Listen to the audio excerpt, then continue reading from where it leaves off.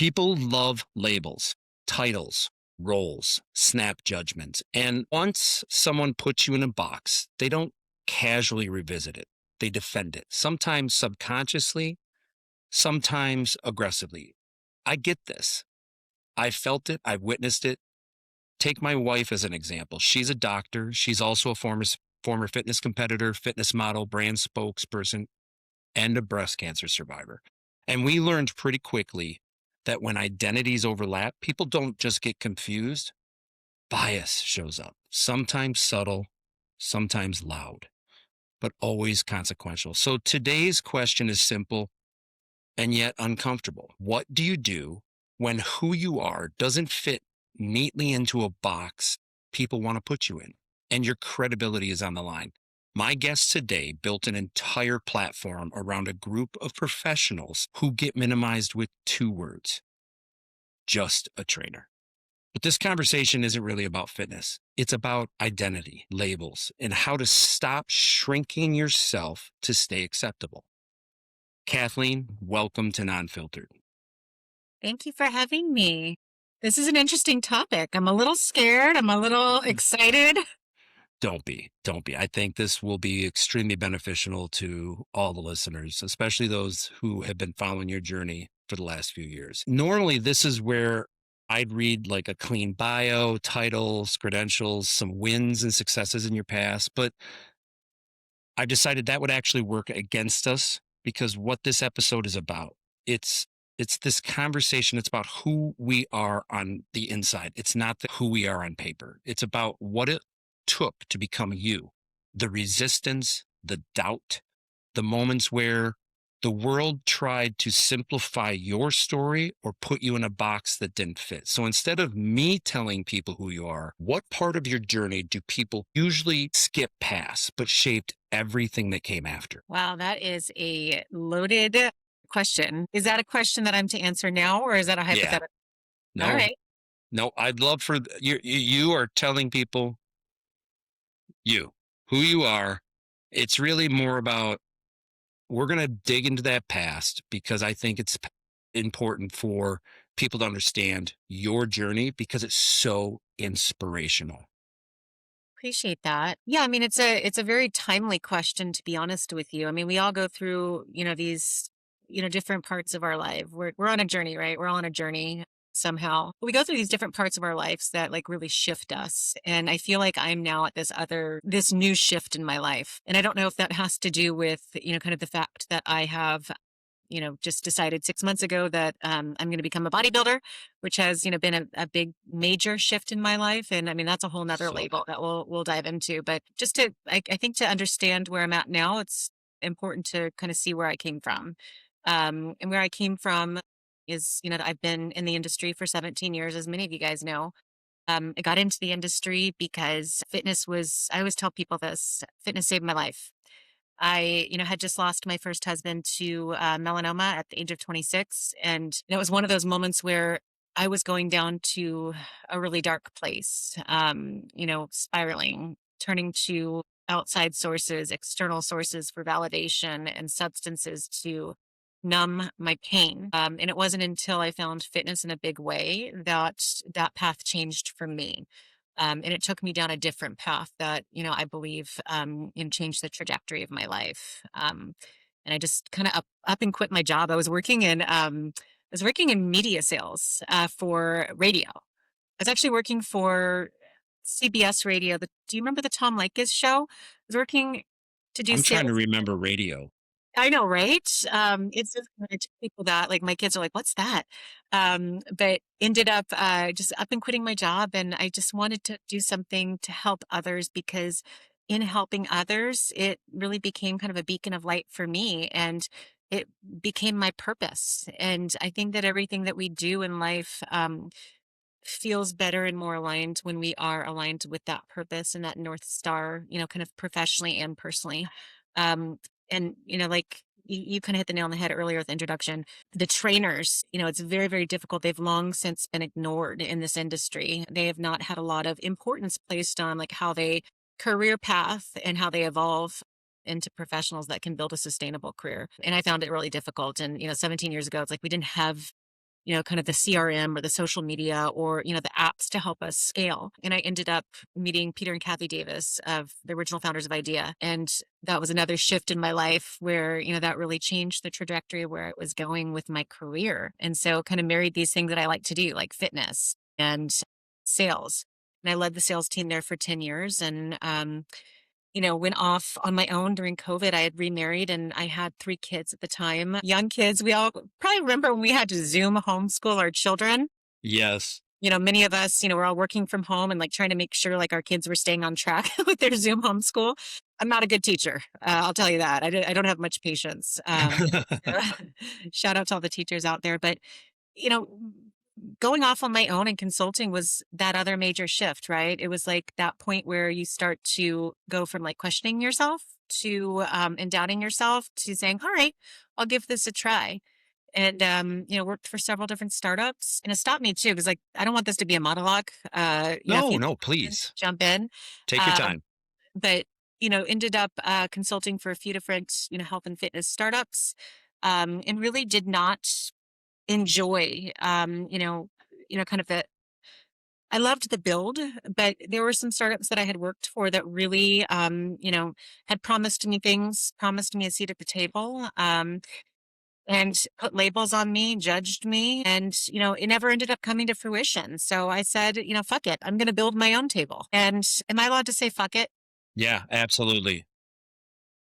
So I wanted to build my own table, and that's really the inspiration for building something on my own. And I'd always thought to myself, listen, the coaches are important, the coaches are underserved, the coaches are the pillars of our community. So it was important for me to build something that really solved the industry's biggest problems, which in my opinion were coach churn, which currently sits at 80%, and the turnover rate that is directly related to that, which is about 100% on average annually. So that's kind of the birth of Coach 360. And, at the time, was, going through a lot, in my life personally. And it was a horrible time for me to launch a company. Horrible. But I did it anyway. And I made some sacrifices and I'm still making sacrifices, but, I'm excited and proud to say that, what we've built is really special. And that was, apparent last weekend when we had 230 coaches show up as a part of our community at Career Lab.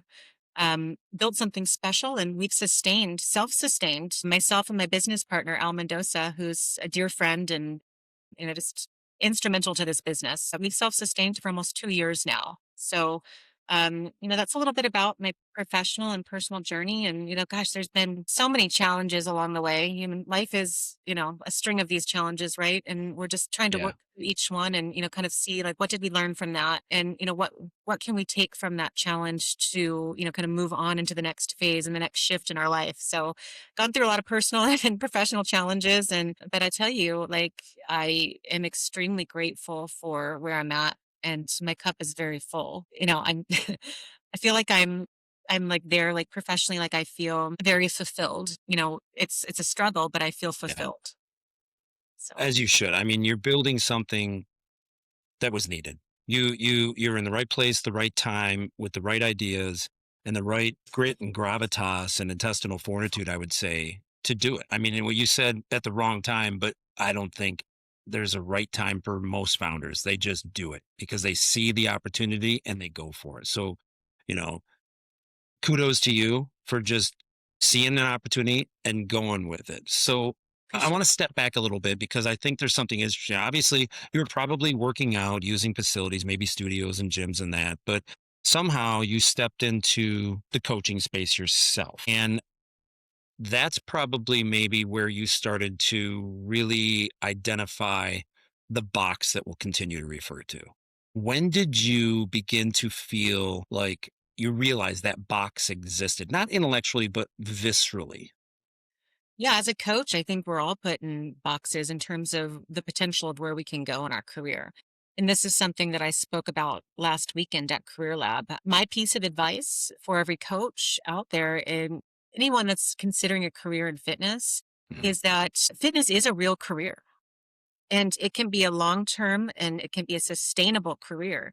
It's how you evolve along the way that will determine, how long, like the longevity that you can have in the industry, right? Because, typically most people don't get into the industry thinking that they want to stay as a coach in that coach box forever. They want to evolve their careers. They want to be able to scale.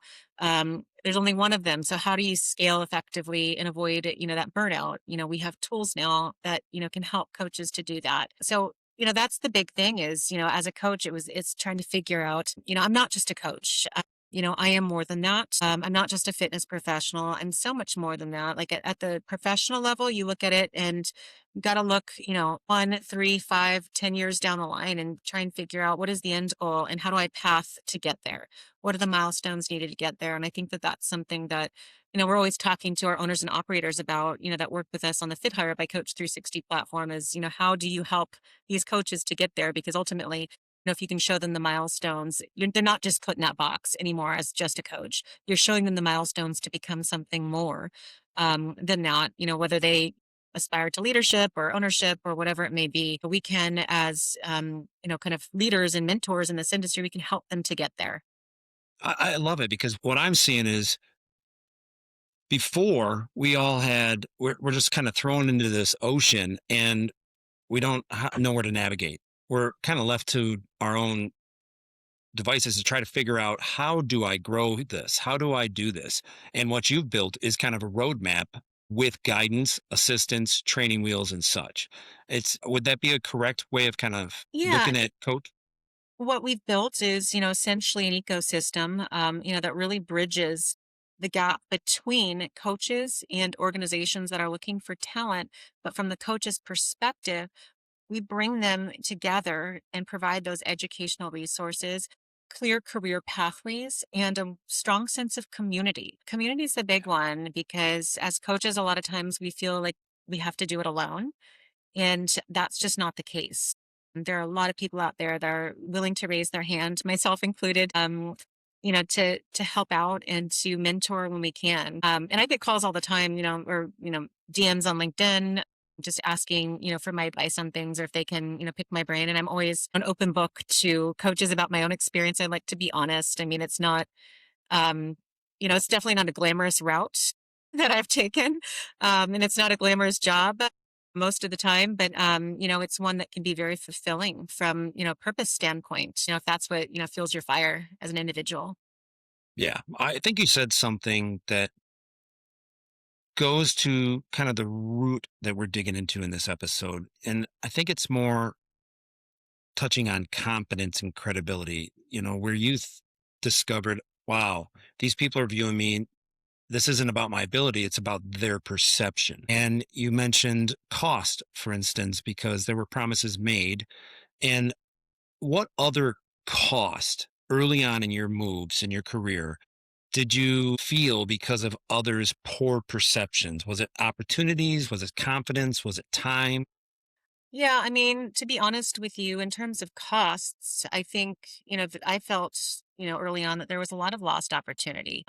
I think as a woman in fitness, it's very, very difficult, especially when I was getting started 17 years ago. It was very, very difficult to get taken seriously at a leadership level. And I think it's still the case. I've seen, a lot of moves to make it better, but I still see, a lot of misogynism. I see, a lot of perceptions about women in leadership, and I still don't see enough women taking the stage at many of the organizations that, are B2B. And I mean, I think quite frankly, it's like, it's a lot of pay to play on the stages these days, and there's only a few Hmm. that aren't doing that. Like Health and Fitness Association has done a wonderful job of putting women at the forefront of the conversations. We belong in conversations about finance.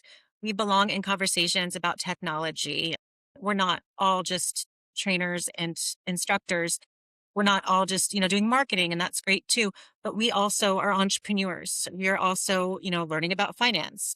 I'm by no means an expert. I'm raising my first seed round, so I'm learning a lot. There needs to be more conversations that are led, or at least inclusive of women in this industry. So I think that that's, definitely one, kind of box that we as women are all put in when we enter Hmm. the industry. And, there's levels of, just harassment, there's levels of misogynism, there's just a lot of different obstacles as a woman that, we have to overcome. And I think that this is in every industry, but I have personally found it very prevalent in fitness, which is an industry that is very much so based around aesthetics and the way that we look and the way that we dress or any of those things. So I do think that there's a lot of that in fitness. And although I am seeing some major shifts.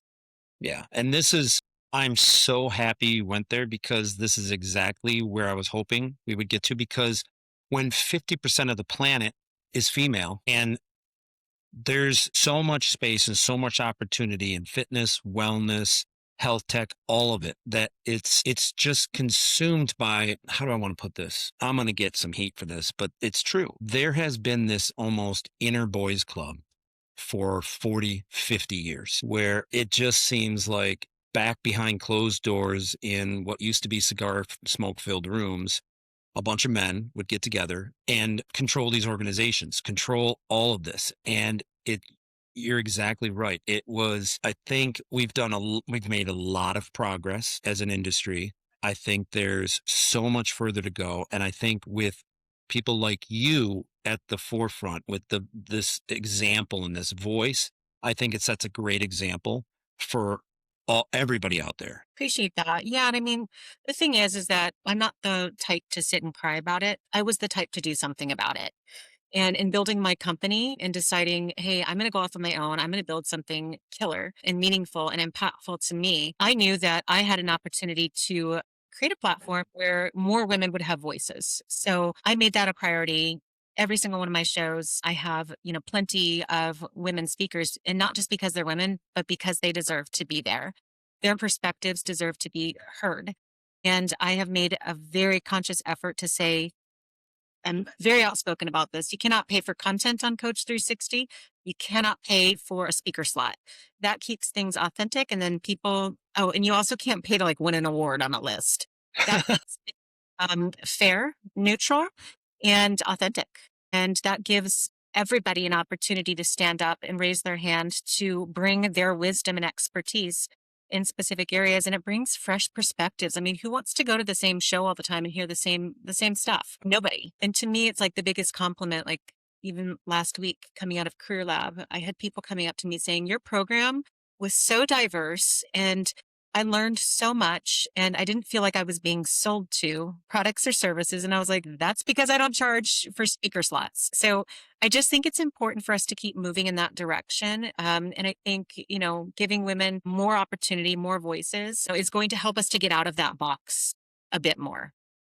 It's interesting because I've had hundreds of conversations over the last year with a lot of executives who are echoing what you're saying because most of the events, most of the gatherings feel inauthentic. There's no space to have honest, open, roundtable brown bag discussions. I mean, Rex was supposed to kind of fill that space, but I don't think it's there anymore. It's a mostly, there's a lot of people complaining this pay to play. It's just branding at a whole different level. It's not, I'm going to go there. I'm going to learn something new. I'm going to make some connections. And it's going to be, hey, this is what's working well for us. It's sharing of best practices. This is some of the struggles, opportunities, fails that I've had. So there's opportunities you can move beyond and avoid. There seems to be little to no space for authentic conversations. And I keep meeting founders like yourself where there's this same thread being weaved through all these conversations where, yes, HFA has made significant strides in one direction, but it still feels a little bit like it's a pay to play. So I'm going to plant this seed with you because it's something that maybe we can come back to and work on together because there's so many that want something different, a space where we can kind of come together and have real honest conversations and where we can learn instead of perform. Yeah, I mean, you just brought up too, though, that in my opinion are like those are like the non pay to play. So like Rex, I feel like has done such a great job of bringing people together, Hmm. and actually building community. I cannot tell you. I went to the Leadership Academy last year for Rex Roundtable in White Plains, and I met so many incredible humans there just, from being in the room. I went for a run with Mark Rodriguez, and he is now a staple in every single one of my shows and someone I can actually call my friend. I mean, I feel like Eddie Talk has done such a great job of building community where honest and real conversations can happen. Okay. Jeff A too. I mean, I just I was honored when they reached out to me to speak this year and to give a 45-minute talk. And, I mean, I'm not paying for that. I feel like they've moved away from that model. Okay. And they're listening to what people are saying, like what you just said, how it's important to move away from that model so that we can have those real and honest conversations. Because to your point, I mean, there's so many other ways, as an industry, like from a media perspective, running a media company, I know there's other ways that we can monetize and, we can drive revenue. And Yeah. for us, it's services. It's not, payment slots, be on a stage or, awards. So I do feel like, there's some that are doing it really well out there and are really Yeah. leading the charge on that, to really put more of a focus and emphasis on bringing diverse perspectives and bringing people together in a community fashion, which is so important for all of us in this industry because we can get in our silos, right? Like we can get in Yeah. these little silos. But what we really all need to be doing is having more open dialogue. People who are experts in one area like investment and finance should be having conversations with people who are, very, marketing savvy. Founders as a founder, like we need all of that. Like we need everyone's, areas of expertise to help us to build businesses. Just having places and, safe places to have conversations to help for us all to help each other and support each Yeah. other is really what's going to help growth, I think, as opposed to these old school ways that we've become so accustomed to and accepting of. It's like, who wants to listen to a sales presentation, that somebody paid for to talk to you? I mean, the whole room will get up and walk out. It's like coffee time, coffee break. Yeah. So I think it's, really important to continue to evolve that model. Yeah. Well, spot on and great points. I mean, I want to kind of widen the lens a little bit because I want to step back to what you've actually built and what you're doing. In your experience, what's the most damaging assumption people make about coaches or trainers? I think the most damaging assumption is, again, that they are just, kind of punching a time card and, then they're done. I mean, I think what people don't realize is that the coaching business in general has shifted and evolved significantly. Um, Coaches are no longer, just, showing up for a session and they're done for the day. They are, very much so ingrained with the 360-degree approach to how their clients and members would like to have their health and fitness addressed. They are an integral part of the journey. They are now able to, really look at the comprehensive picture and become that solution of how to get there.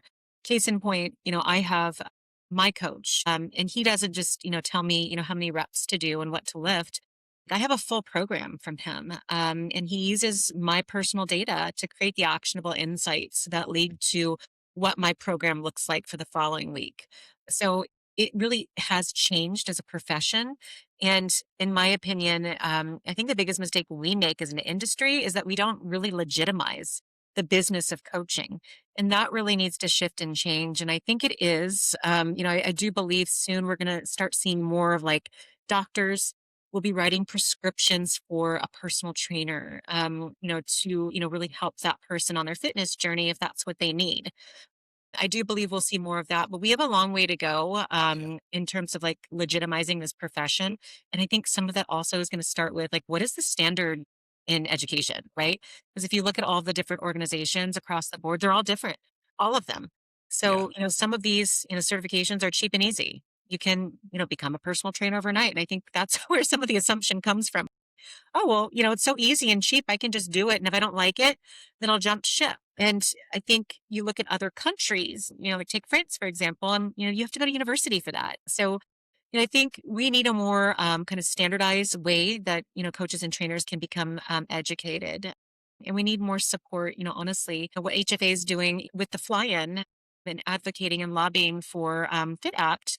is, one step in helping to legitimize the industry and the profession overall so that coaches can become a part of the solution, and part of Yeah. the FSA and HSA dollars, for Hmm. people to be able to use training services. So I think, that's a really long-winded answer to your question, but I think thinking that coaches, are, just a coach, that's a big misconception because there's so much more than that.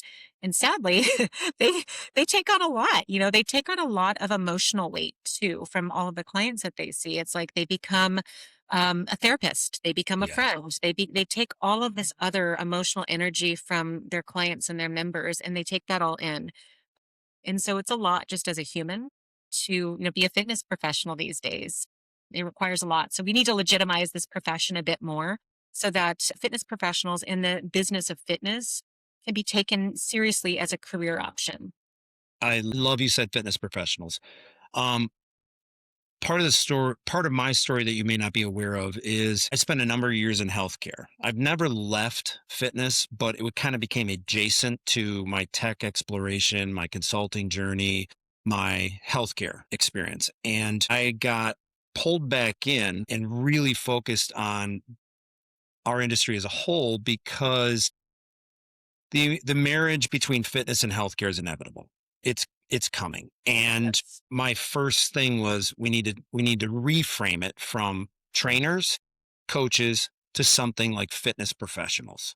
And then we need to level up their education because in order for healthcare to take fitness and wellness seriously, they have to kind of be able to kind of speak the same language, as well as in order for clubs, operators, founders, and owners to jump on this ship, there have to be reimbursable events. And in order for a Fit Pro to qualify for a reimbursable event, they have to have some type of education or they have to meet some kind of standards or they need to be at least working alongside of somebody who's overseeing that to meet those standards because that's where I think we really start to build traction and momentum is when all of a sudden now instead of just a bunch of clubs with personal trainers there's a bunch of clubs that have fitness professionals in them where doctors are more than excited to partner with and send clients to or patients Yes.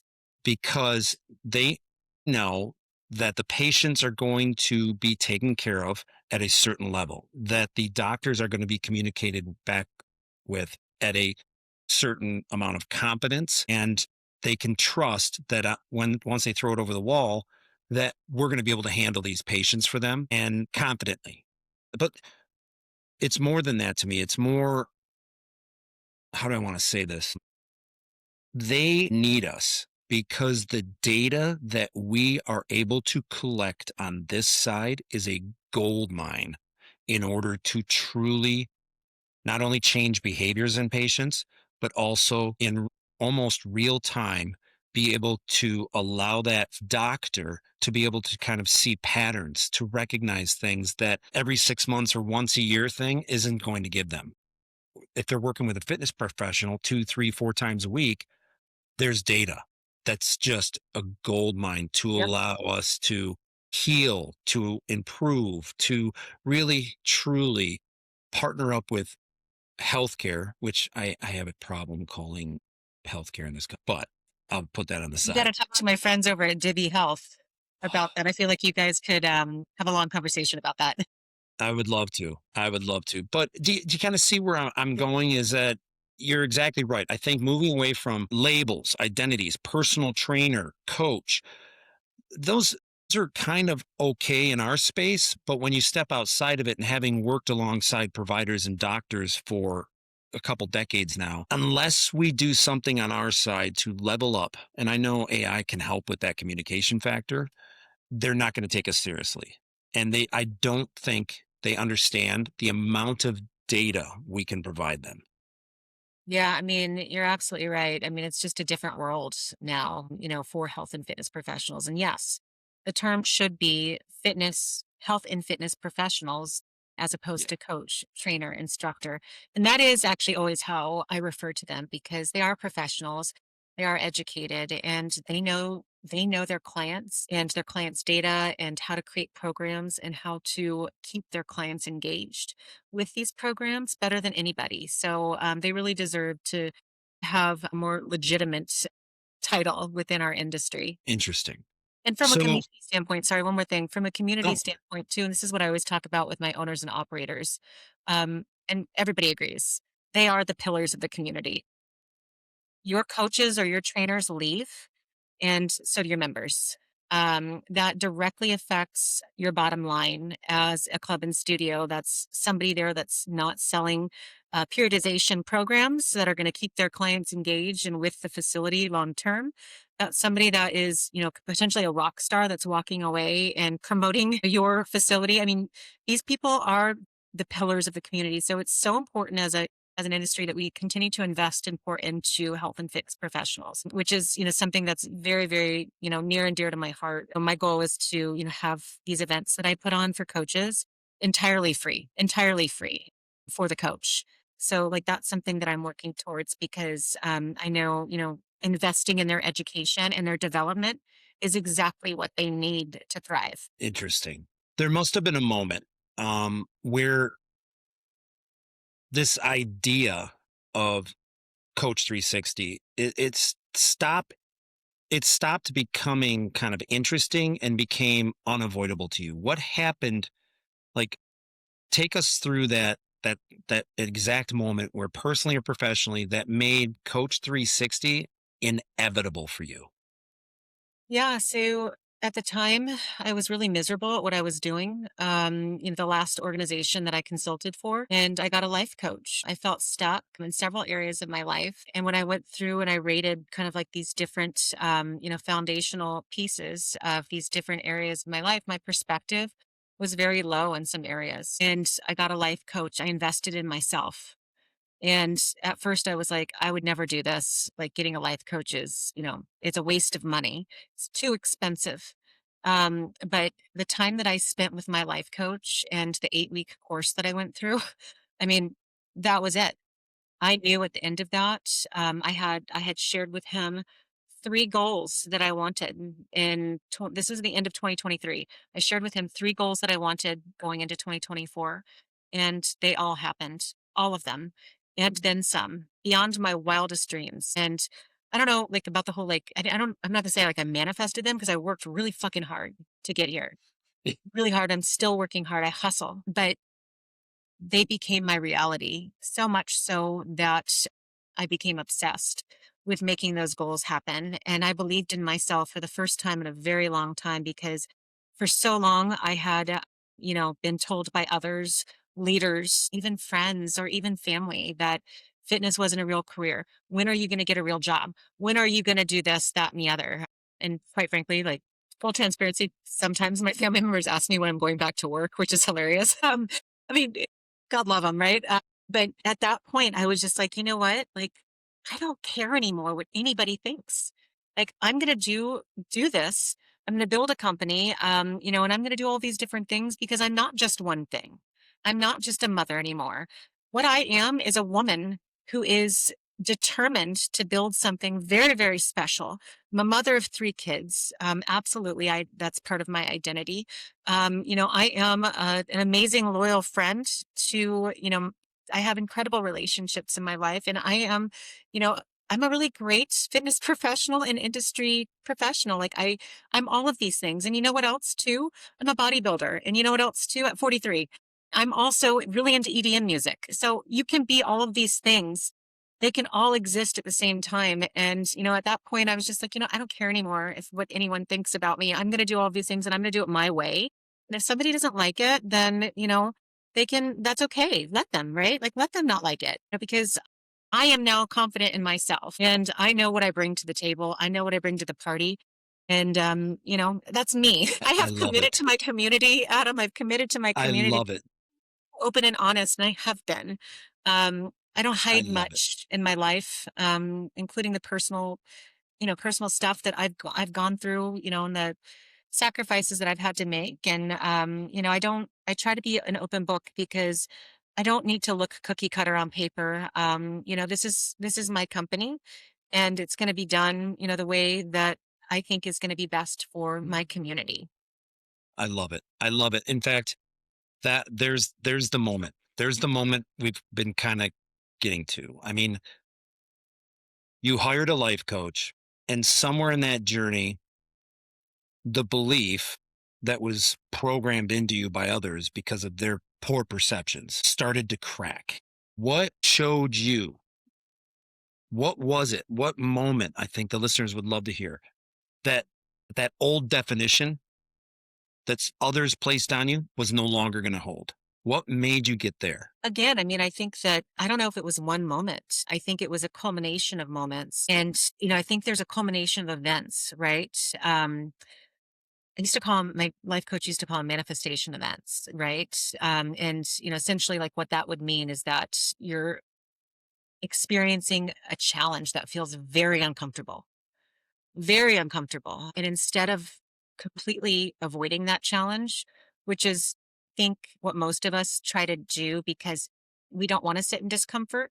We want to feel good, right? And like when we're thinking about things that are uncomfortable or challenging, then, we don't feel good. Like it hurts. It's uncomfortable. So learning to sit in that discomfort is ultimately what got me through to the other side. That's the breakthrough moment, right? Like, can you sit in the discomfort long enough to let it pass through so that you can become what you were always meant to become? Because the more that I had tried to mold myself into others' roles and expectations, and really, kind of part of what I discovered about myself is that I had always been, kind of coached and trained to, be a people pleaser. Like I had to please others for my own validation, right?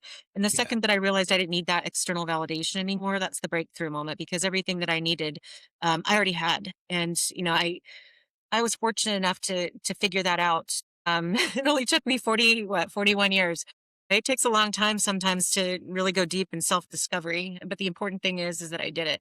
And there's always self-discovery. Like Yeah. We're it never doesn't done. stop. Second you stop learning and stop trying to understand more about yourself, and you start kind of shying away from that discomfort, that's when, you just stop growing. It Yeah. stunts your growth. Growth never comes through comfort. It No, no, only it's can forged in arrive through fire. discomfort. It's forged in fire, not the comfort moments, but, we like the comfort moments as humans. But yeah, I mean, again, it's like there was no one big like aha moment. Like it was work. It was a series of work and like kind of figuring out, what am I learning from these challenges that are happening? Like, a lot of people I'm around in my life will be like, "Ah, gosh, why does this shit keep happening to me?" Right? Like, it's like I've got a dark cloud over. It's like, no, you don't. Like all of us, we all have it. It's a string of challenges and it's like, what are you going to take from that so that you can move on and be happy? Right? Yeah. Yeah. So anyway, I mean, I think again, just to answer your question, a very long-winded way, it was more so, a series of events, that got me here. And there's a series of events that's going to take me to the next place. And then a series of events that's going to take me even further. But what I'm really leaning into and trying to enjoy is this journey because I don't ever want to wait to be happy until, X, Y, and Z happens. Like, I don't want to wait to be happy about my business until we get funded. I don't want to wait to be happy about my business until, I hit specific milestones. I'm happy now. Like, I'm hauling the trash around with my co-founder at this event last weekend. We're hauling the trash. We're hugging people as they come in. We're greeting. We're doing it all.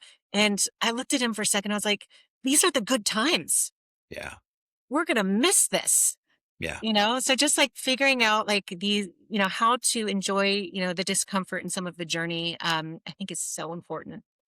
That's extremely important because I think somehow you skipped over the founder's journey because founders are usually so hyper focused on the end results that they're missing the present moment. And the present moment, that journey is, if you can't enjoy that, once you hit this level of success that you're aiming for, too many have hit that. And then what next? What next?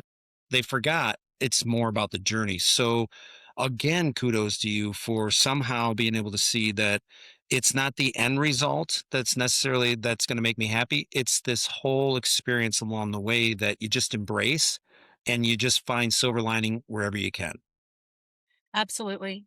Um, yeah, I mean, and not to be like cheesy with like life's the journey, not the destination, right? But it's just it holds true. And yeah, I mean, I'm enjoying every moment. Not to say, I mean, I do have my eye on, I'm focused on the goals for the company, absolutely. But I am enjoying the typical like founder startup life, the grind and all the little pieces that go with that and the relationships and the people I'm meeting along the way. I'm enjoying it.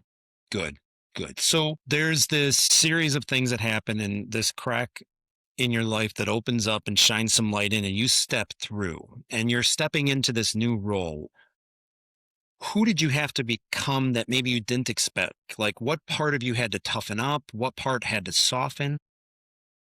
Yeah, I mean, I think toughen up, and starting to really trust my own intuition and decisions, not look so much to other people and say, well, what do you think about my logo? You like it?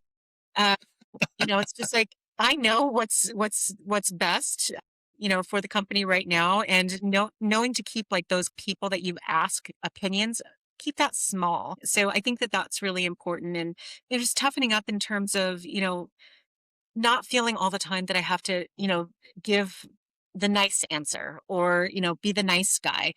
I am nice by nature. Just throwing that out there, but that's my nature. Is that I always lead with love.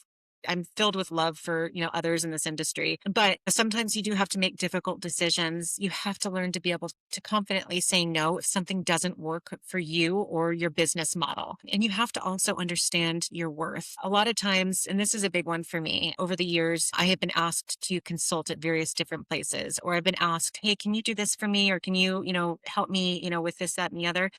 And it's like, oh, it doesn't cost you anything, Kathleen. It doesn't cost you anything to do that, but it does. It costs me my time, which is the most valuable thing that I have these days, right? So learning to be able to confidently say no to people who are asking, for me to literally like take on a project, for nothing to help them with it.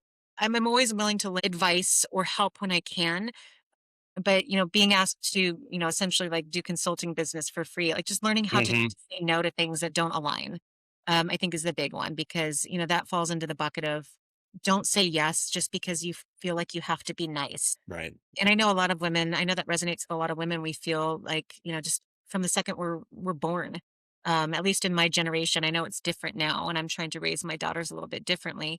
But in my generation, it was, that you had to be a yes girl, and you have to like be nice, and you have to, kind of be that person that, is, always, just delivering to others, right? And that has changed a lot. So just learning to kind of embrace the confidence in myself that I can confidently say no, and it's okay to do that sometimes.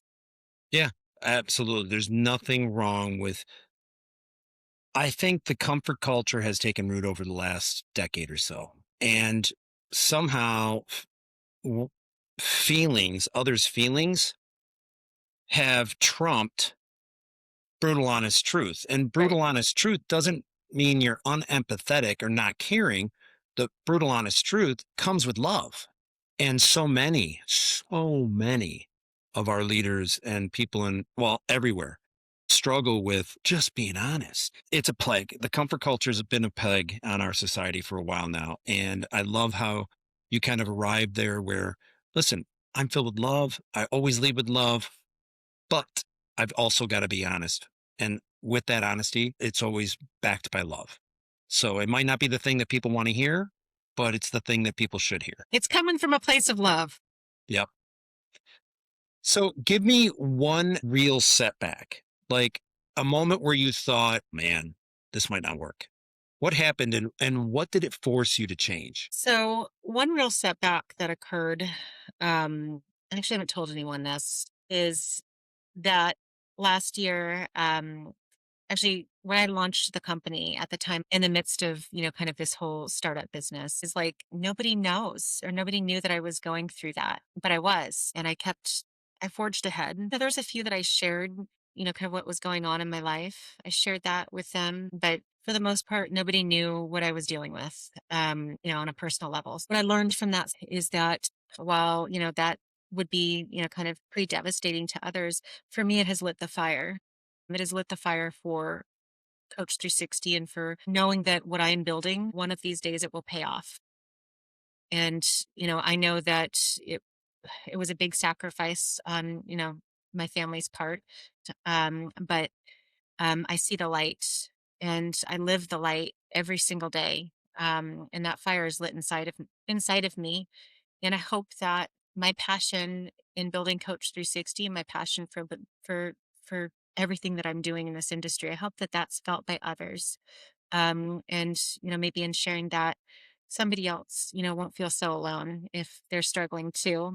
I mean, what's interesting about that is structurally, what I'm hearing is a reframing moment. You weren't just reaching or reacting to a problem. What I just heard you do is you were redesigning the system around it, reframing it in your own mind. And that is not the wrong way to think. That is leadership thinking. So again, kudos. I mean, you reframed it in your head, but don't allow that poor perception from others to reframe that back as a setback.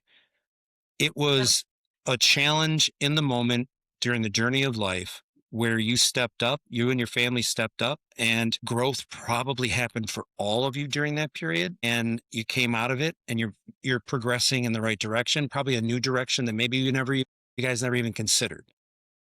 So maybe it was kind of a it sucks to say this, but I've had a lot of blessings in disguise. And Absolutely. so let's get to the practical side. When someone underestimates you and reduces you to that label that we're visiting in this episode, what's your actual playbook now? I mean, especially now that you've stepped into this other role, which is for those of us that have done this, extremely challenging because now you're a fitness competitor, a bodybuilder, and that is a completely different identity label, especially placed on you in our industry by other leaders. What's your actual playbook on that? Not theory, but more like behavior. Yeah, I mean, I'm just fully leaning in. For me, with the bodybuilding thing, I met several bodybuilding coaches at the last career lab by Coach 360 that we hosted. And I was, at the time I was going through, all these different things in my life. And I needed I needed a challenge that demanded my focus, my personal focus, You my chose one. yeah, my consistency, but also courage. And, that for me, really it grounded me. The prep of bodybuilding grounded me in ways I didn't expect. It became, kind of this calm in my chaos, something that I could control. I could control, what I was eating. I could control my workouts. I could control my physique in a way that I'd never been able to do that. It was amazing. And other bodybuilders will resonate with this, but like to be able to like eat a carb and then all of a sudden see it show up in your muscle, as a bodybuilder. It's a trip. So there's a lot of like control that goes into bodybuilding. What I didn't expect with it was the amount of community that the sport of bodybuilding had. There's an incredible community behind it, very, very supportive. I think what maybe shocked me the most, to be honest with you, though, was there was some feedback from people I never thought would like say anything negative about this, but like I had, even family members and some friends be like, "What are you doing?" Question what I was doing and my reasoning behind doing it.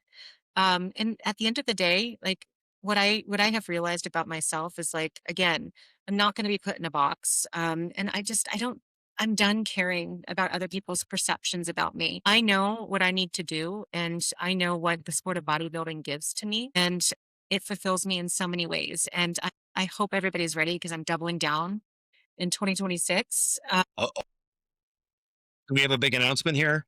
I'm going beast mode. I'm in a major growth phase right now, so that's super exciting. And then, yeah, I'll be taking the stage again in June and hitting nationals in July, and potentially even amateur Olympia. So for those that are excited about it, follow my journey. For those that aren't, they can pop some corn and watch from the sidelines. I love it. That's the world I grew up in. I realized early on in 19 and 20 years old, I didn't have the genetics to be the level, but what I did have was I was able to be a fitness professional to those who were seeking that destination. And I learned I'm not going to be a king, but maybe I can be a kingmaker. And this also connects to something personal for me because my wife and when she started her journey into fitness competition and bodybuilding and this whole side of the equation, What we learned was protecting credibility sometimes meant managing this identity bleed. And I know you've probably felt it. We didn't want to shrink from it, but we want to be intentional. To share with you, what we noticed is we actually had to create a different identity because as a doctor, she began to get questions like, what are you Yeah. doing? And then the labeling, then the perception, then the biases. So she's doctor this, but she's actually competing as wife of Yeah. Adam. So, but we had to actually, which was ridiculous that she had to go through the struggle, separate these two identities so that the her professional life never touched on this life over here in the fitness community because of just these things that I think you were feeling where people would say things and you're like, I don't care about their perceptions anymore. I don't care about where they're trying to put me into. So, it's great that you shared that. And I'm sure you're probably still feeling it, but kudos to you. Go for it. Because at the end of the day, those of us that understand that bodybuilding world, it is a unique world. And the growth in yourself, not just physical, but mental, psychological, spiritual, everything that comes from having to prep for a show. One thing I want to ask you is that last few weeks, did you understand, or maybe you didn't feel it, where your cognitive abilities may suffer those last few weeks before a show? And here you got big business meetings you have to go into, and you're like, Yeah, I mean, to be honest with you, I live in such a state of exhaustion all the time, already. It's just I there's just so much going on with the business and, with just getting the kids to all their sports and whatnot and just life, right? Like I don't sleep great. I need to be better about that. But I think what I noticed was clumsiness towards the end. So like dropping things a lot or like being forgetful. Like that was something that I noticed. And I will say though, like I did great during prep. Like I really enjoyed the process. I know some people didn't. I never really felt super hungry because my coach like never really significantly cut my calories. Like I was low for, what I was doing activity wise. And low body fat of course, but my coach did it the right way, and he made sure I was healthy. He made sure that I wasn't losing my cycle, and so my hormones were very balanced, so I didn't have as much of that, that I hear some people experience. But I know it's so individual and different for everybody. But yeah, I loved prep. I was so into it. Like I would freeze all of my food when I'd have mhm. to fly across country for business. Like we hosted the operators table, which is a networking event going into Beyond Active. And I literally like froze all of my food, weighed it out, brought my scale, ordered more groceries when I arrived at the hotel, had my microwave. I did not even, I didn't miss a beat. I love prep. So, for me, yeah, there's a little cognitive at the end, a little brain fog, but it wasn't too bad. We had this cooler carry on that held 20 individually packed meals that we should just fly everywhere with Yeah. because it was prep and everything. But we're off on a tangent here, but this is good to unpack for people. What was your carb of choice right before the show? Oh, you know what I got? And this is old school, but like I've always loved hot tamale candy. Have you ever had the hot tamales? This like the Yep. cinnamon? Yep. I got a big box of those and I was eating those before the Sean Ray Hawaiian Classic. So that was one of the things that I had. And then I ended up doing for the next show clean carbs. So I just did like honey packets with rice cakes, nothing super exciting. But I did do candy the first one. I will say after both shows, I slammed crumble cookies. Those were very good. There's always the after show moments. Yes. But when you had another show back to back, we got to kind of control that. But I'm sure after the last show, you enjoyed yourself a little bit. I did. Yeah, now I'm, at a very healthy weight. I put on, some pounds so that I can really go into that growth mode. But yeah, I needed to, after you take the stage back to back twice, it's like, okay, I need to, really, kind of get into a healthy reverse diet, so that I can, put on weight and muscle the right way and, slowly increase that food a little bit past maintenance so that you can grow a bit. It's never comfortable as an athlete either. You're like watching the scale go up and all the fat's coming back, your lines are disappearing, but it's a season. You have to your body and you as an individual, you're just going to go through all these different seasons in your life. So I'm embracing this part of it as well. Did you get to have a conversation with Sean? Oh yeah, he actually just spoke on our stage at Career Lab. I Okay. Yeah, he's great. He's he's one of the nicest. I mean, he really is. I worked briefly with Sean. I used to work for American Bodybuilding Products, and we had a booth at the Arnold Classic every year. So I'd help out with photo shoots and all that. So I remember working with Sean. He was so great. Dorian Yates and, Ron and all those guys. Ron, we had a triple X metric shirt. I had to cut the sleeves for a photo shoot so his arms would fit in. Just a great group of guys. So Yes. what was the second show's name? It was a muscle contest. It was called Excalibur in Anaheim. Okay. Yeah. Awesome. Yeah, Awesome. that one was actually a little bit more fun for me. Hawaii was great with Sean Ray, but it was my first show and I was so incredibly nervous getting on Yeah. stage that my legs completely froze. Like I couldn't do the posing, I couldn't move. Like I felt like a statue. I had one of those moments where I was completely and utterly frozen. So the second show was a little bit better because I knew exactly what to expect and it was more fun for me from like a relaxed standpoint. Do you have a posing coach? I do. Yeah, I have an awesome Okay, coach. good. Because there's art to that also, Oh especially yeah. navigating spaces and when you're kind of in a pose down and show. I mean, there's ways to kind of trick the audience at certain levels, at angles that they're seeing things a little bit differently. But posing is such a huge part. In fact, I would say, I hope your posing coach told you this, pose every day.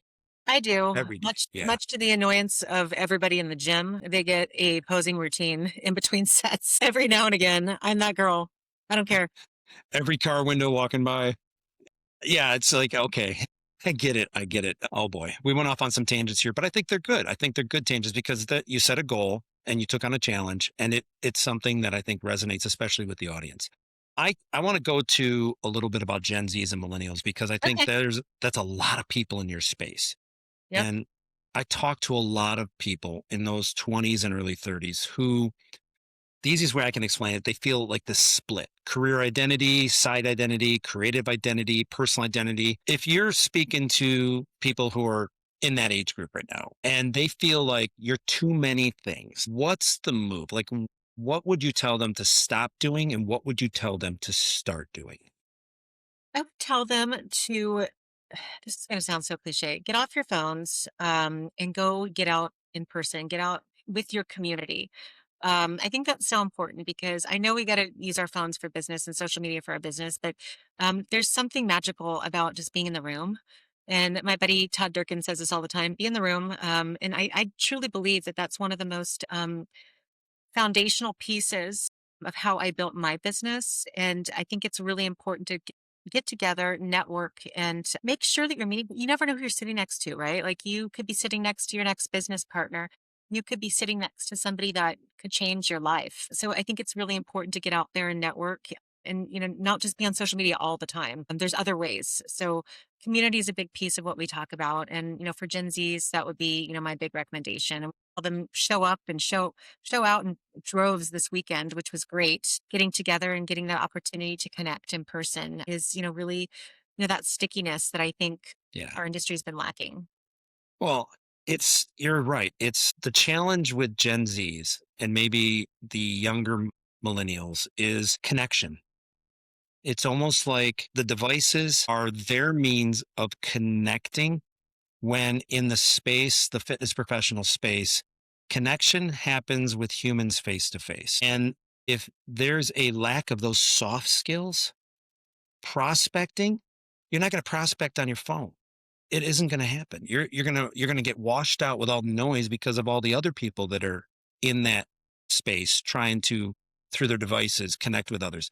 That's not where connection happens. And if you've worked on the front lines of fitness and bled on the front lines of fitness, you understand it's standing in front of another human being and having conversations which are extremely sensitive and being able to connect with them and being able to earn their trust and earn at least an opportunity to take their hand and kind of bring them on this journey. And I think with Coach 360, is there, I guess I haven't dug into it in maybe a month.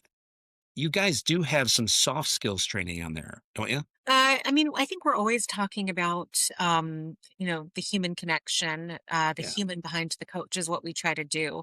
And yeah, I think, you know, the soft skills, the intangibles, are so much more important in our industry. Oh, We can huge. be taught, we can be taught most everything when it comes to mechanics and the body and all the education that goes into, certifying a coach. But the intangibles are important, and part of the intangibles is showing up and engaging with others and understanding how to engage with others, understanding how to build a relationship, and being able to pick up on those subtle cues that people give you, and Yeah. read those cues so that you understand and you're able to understand your clients better.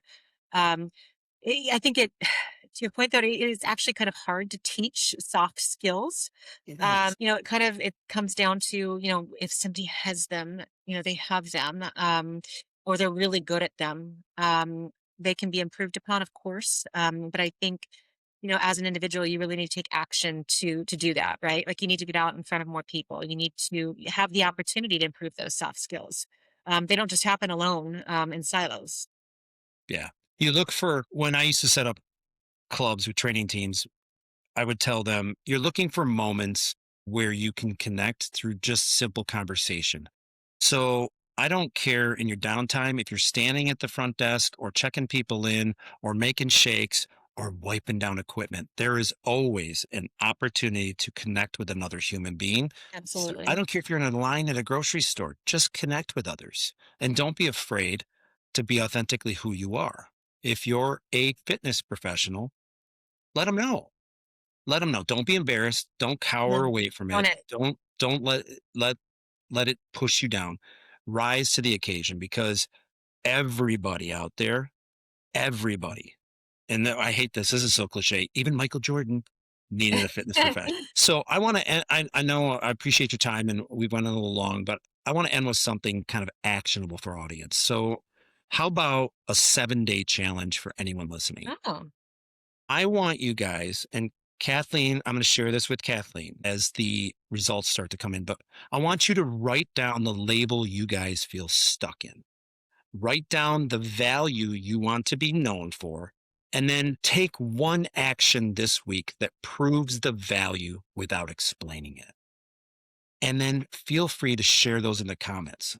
And as an example, Kathleen, for one, for a young professional or for a coach out there, what would be an example of maybe a label that they were feeling stuck in? I think the label would be for a young coach coming in is just personal trainer, or the label of group fitness instructor, because you're so much more than that. You are a holistic health and fitness professional, and you are important. Your career matters. And your career is real. Health and fitness professionals, this is a real career. Don't let anyone tell you that it's not. If you're like me and like people, people might question up and, in your 40s, like when you're going to get a real job, but your job is real. Your job is to save lives, and that's what you do every single day by showing up. So just keep going, and no, don't worry about the labels. Awesome. Well, and I'll end on here. One of the reasons I wanted to have this conversation because the work you're doing quietly raises the standard, not just for coaches, but for how we think about professionalism, identity, and contribution. I appreciate you showing up in the way you did today. To the Thank you. listeners, if this hits you, don't just like it, send it to that one person who's been shrinking themselves to kind of stay acceptable. And if you're doing this challenge, comment maybe one word. We'll call it unboxing. Kathleen, where should people find you? So I am very accessible by LinkedIn. My LinkedIn is Kathleen Taylor Ferguson. Also Instagram. My personal Instagram is KFergafit, where you're going to find a lot of bodybuilding content. And for my business, it's Coach 360 News on Instagram. Please also subscribe at coach360news.com to our newsletter. And yeah, you can find access to jobs and resources on there as well. So would love to have anyone and everyone in this industry be a part of our community. Awesome. Kathleen, thank you so much. This has been great. I appreciate you, your honesty, your authenticity, your efforts in building things that help others to thrive and flourish. My name is Adam Howland. This is Not Unfiltered. Until next time.